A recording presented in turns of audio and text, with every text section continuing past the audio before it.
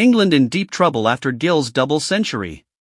India captain Shubman Gill scored a superb maiden test double century before stand-in fast bowler Deep reduced England to 13-2 at Edgbaston on Thursday with 2 wickets in consecutive balls. Gill's 269 was the cornerstone of India's first innings 587 all-out on the second day of the second test, with England 77-3 at stumps a huge deficit of 510 runs. Deep was only featuring after India rested the outstanding Jasprit Bumrah, the world's top-ranked test bowler, but only due to play in 3 games of this 5-match series to minimize the effects of a back injury. The 28-year-old Deep conceded 12 runs in his first over, with Zach Crawley hitting 2 fours. But Deep's second over was a very different story, the paceman's double-wicket maiden leaving England in dire straits at 13-2. He had Ben Duckett, fresh from a superb 149 in England's 5-wicket win in the first test at Headingley, edging to third slip where Gill capped an already brilliant day for himself by holding a fine catch. Next ball Ali Pope fell for a golden duck when, closing the face of the bat, he nicked Deep to second slip, with KL Rahul clinging on at the second attempt. Joe Root survived the hat-trick delivery. But India, made to pay for dropping several catches in the cordon at Headingley, then held another when Mohammad Siraj had Crawley edging to Karun Nair at first slip, with England now 25-3.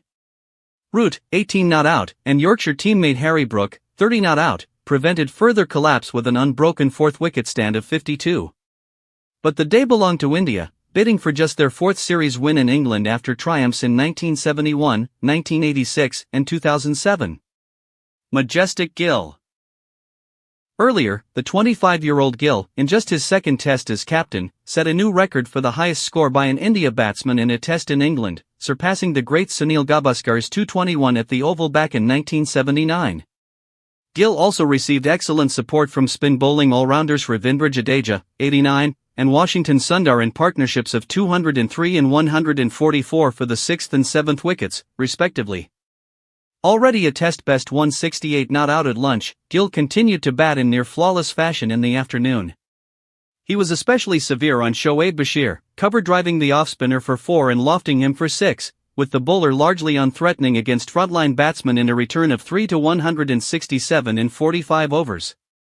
A hook single off fast bowler Josh Tongue, whose 2 wickets cost 119 runs, took Gill to 200, with the elated skipper bowing to a capacity crowd in celebration. England brought on part-time medium pacer Brook in a desperate bid to buy a wicket, but Gill struck him for 3 successive fours, the best a straight drive. But it was occasional off-spinner Root, however, who bowled the recalled Sundar with a delivery that turned in bounds. By that stage Gill had bettered his test-best score for the second match in a row after making 147 at Headingley.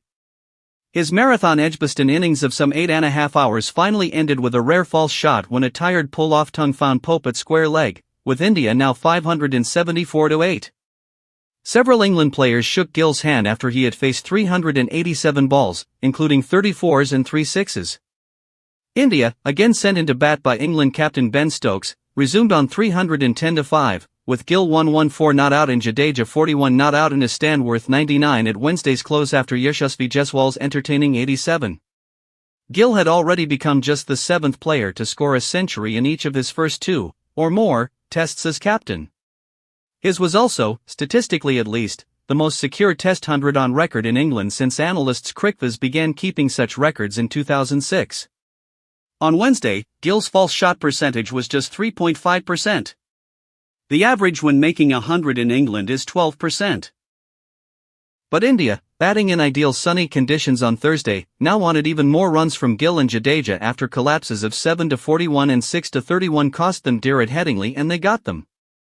Don't forget to like, comment, and subscribe for more cricket updates and match reactions.